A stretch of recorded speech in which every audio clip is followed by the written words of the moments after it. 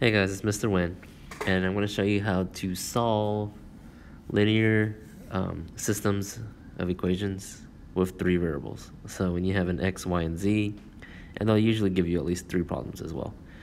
So I should have done example 1 in the notes at least, but I'm doing example 2. So if you want to go through your notes through Google Classroom, look at example 2. That's the one I'm working through here. All right. So we learned about the process of substitution and elimination. So remember, there's always a couple steps where we're going to have to substitute first, then eliminate, and then go back and substitute to find out the rest of the variables, right? What they equal to. So here, you're always given at least some type of value. Sometimes you may have to solve for one of them, but right here, it's already given to you where x equals the equation negative 4z minus 19. Okay, we're going to do substitution first because it already says x equals. That means any other time you see an x, just replace it with that equation. Now, it's okay to replace it with that expression, negative 4z minus 19, okay? So we're going to replace this x right here with negative 4z minus 19, all right? The problem below that doesn't have an x as well, so we're just going to replace it once here. Right, and for future reference, I'm going to label this as problem 1, problem 2, and problem 3, right? 3 different equations, okay? So I'm going to refer to those, that's the equation I'll be talking about. So we're using problem 1, right? The equation, the first equation, and we're plugging it into equation 2. So, looking at equation 2, you have negative 5, and instead of x, I'm going to write negative 4z minus 19. And then the rest of the problem is just plus y minus z equals negative 4. So I just copied that problem down, okay? And these are z's. I should probably clarify. Okay, those are z's. All right. And from here, we're just going to simplify it. You know, try to break this problem down. So we would have to cancel parentheses first. It's always your first step of simplifying. So negative 5 times negative 4, well, it turns into a positive. And 5 times 4 is 20, so positive 20. And then z. And then negative 5 times negative 19. Again, negative times a negative makes it a positive. And 5 times 19 would give you 95. All right, and bring down the rest of the problem. So plus y minus z equals negative 4. From here, it's all about combining like terms. So if you notice, there's a z here. And there's also a negative z here, right, on the same side. So let's combine those terms. So if I combine it, we're just adding the numbers in front, adding the coefficients. So 20 plus negative, and this will be a negative 1. So 20 plus negative 1 would be negative 19. All right, but let's write this in order. So I've got 95 plus y, combine the z's, which would give you 19z equals negative 4. All right, and we can simplify further because there's a 95 on one side, there's a negative 4. Well, let's just combine those, okay? And the way to do that, they're on different sides, so we got to cancel them. So let's cancel this 95 by subtracting 95. And we subtract from both sides. That cancels, and we're left with y plus 19z equals, and if I subtract down negative 4 minus 95, negative 99. All right, and that's a problem. We simplified it down. Notice how there's only a y and a z now.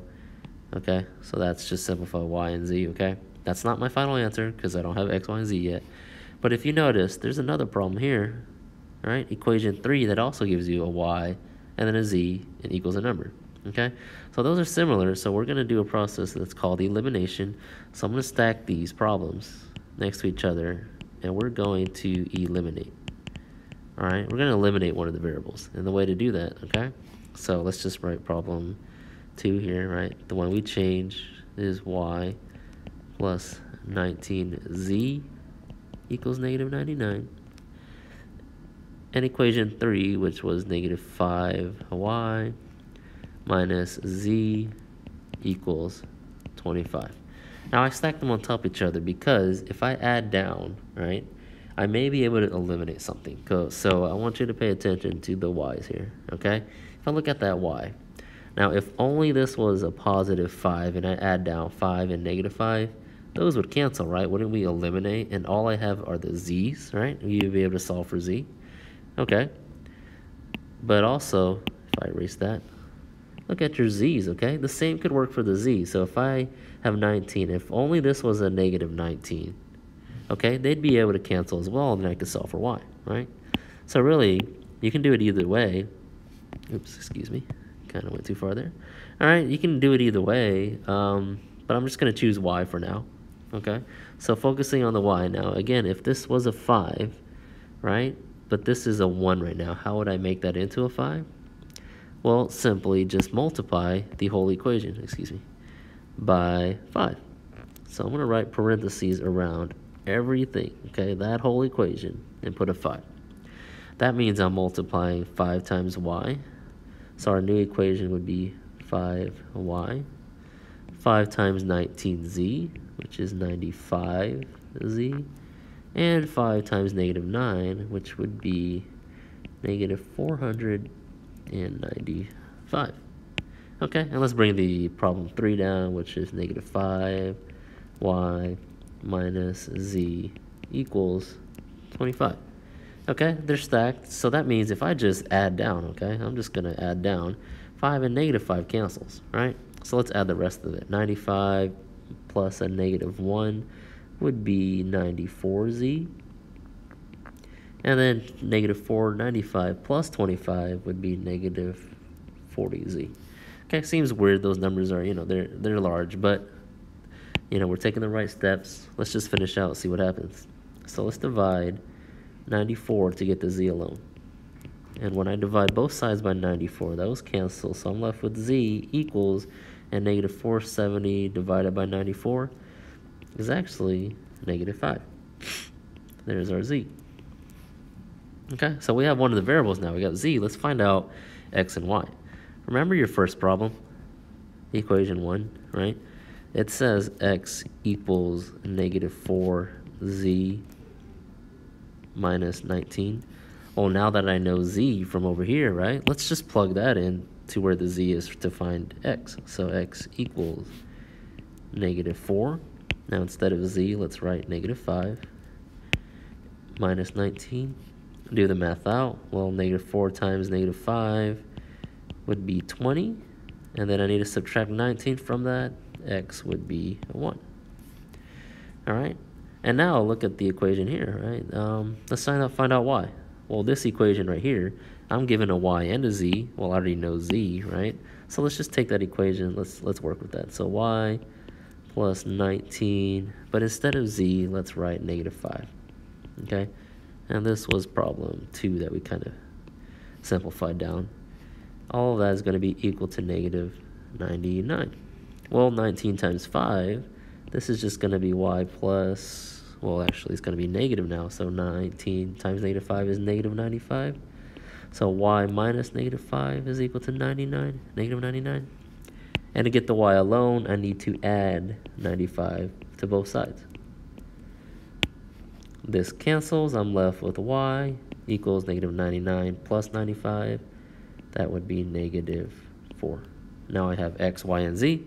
Those are my answers. All right, now just to check though, now this is just to check. So there's the answers, but if you wanted to check, let's take problem 2, how it has an x, y, and z. And if I plug in every number, so problem 2 says negative 5, and then y is, well, negative 4. And then it says, oh no, excuse me, that should be x, which is 1. And then it says plus your y, which is negative 4.